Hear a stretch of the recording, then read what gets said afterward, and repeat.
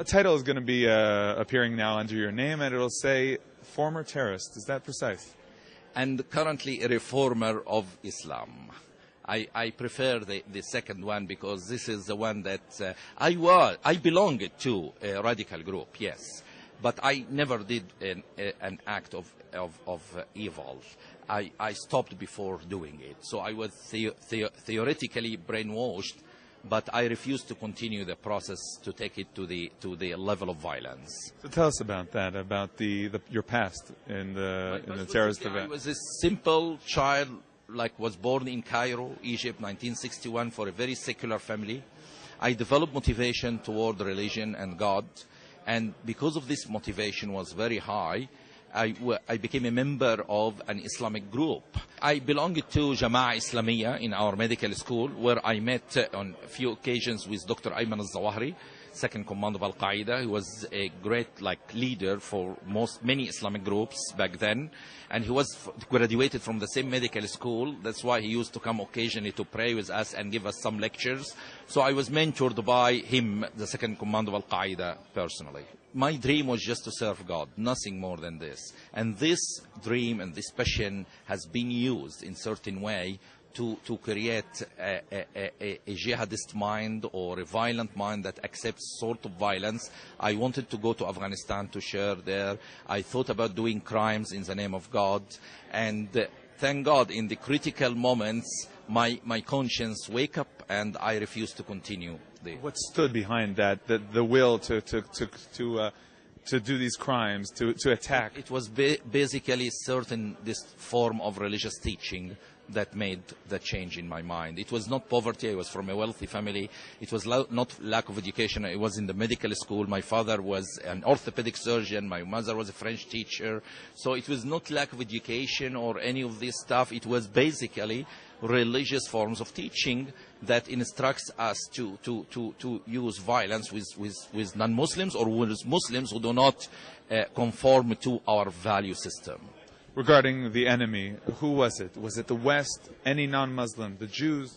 West, but particularly the human rights values and women rights were the first enemy for us. Strange, but this was the first enemy, truly. Women rights. That's why when you see radical groups controlling any place, the first thing they do is they suppress women. First thing, before anything else, they tell women not to go out, to wear the hijab. They suppress women. So the first enemy was not a political enemy, it was women's rights. And this is what we typically hated, and the West represents for us the guardian of women's rights, and that's why we hated it. So tell us about the event or the events that caused you to say, this is not where I should be. Actually, I was invited after I became radicalized to a certain level. I was invited to contribute to some crime of kidnapping a police officer, killing him by burying him alive in a grave. So the whole concept of digging a grave for a human being who's alive beside the mosque and burying a man alive there was for me just beyond my ability to comprehend. And it was too much for my human conscience to accept something like that. So I felt there is something wrong here. And since this happened, I started to take steps backward, to go backward, to start to think and to develop other form of teaching or ideology or education to counterbalance this radical way of teaching Islam. So I used to speak in mosques to other friends. I was well known in my medical school to be a person with different views and opinions within Islam. How did they react? The Jama'ah Islamiyya initially started to discuss the issue, my views, aiming at attracting me again to them, okay, bringing me back. But I refused, and my logic and analysis within the religion was relatively more powerful than their logic or analysis in my interpretations were relatively more logical. So they couldn't win me at the ideological level here. So they started to threaten my life, and they were threatened many times, but I lived with it. So it was for me part of my life, and I'm still alive here. Now you're here visiting Israel, a country dealing with terrorism for centuries already, basically. Yeah. What is your message to the Israeli people, to the Jewish people? My message to them is, you are a great nation, and in the most difficult times in history, when the Nazi was putting the Jews in the ovens. You managed to get out of it. You managed to build a great country that respects human rights, and don't let your country surrender to barbarism.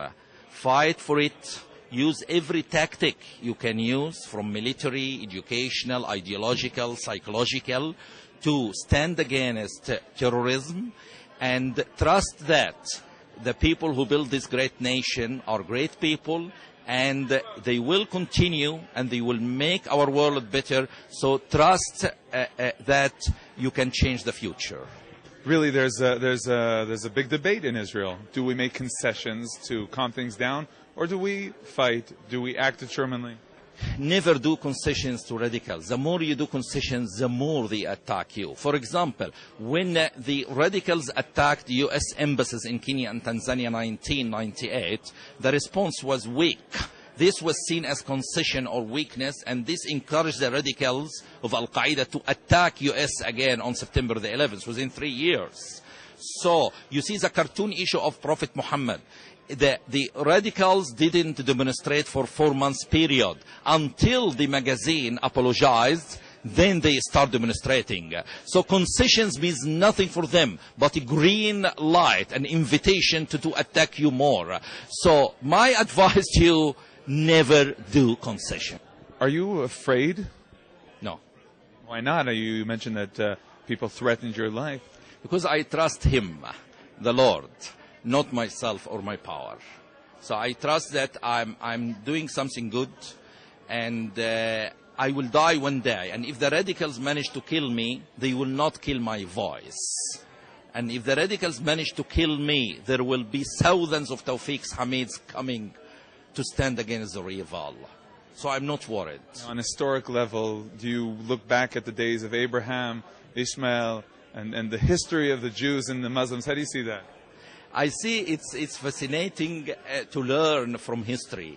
And I see the Muslim-Jewish relations can change dramatically if Islamic scholars start to adopt different ways in teaching within Islam. So I think the responsibility is now on us, the Muslim world, to change, not on you. I believe you did your best, and it's our turn to do something. We always expect concessions, and the world also expects concessions only to come from the Israelis and the Jews. But it's now our turn to do some form of concessions, otherwise the problem will not be solved.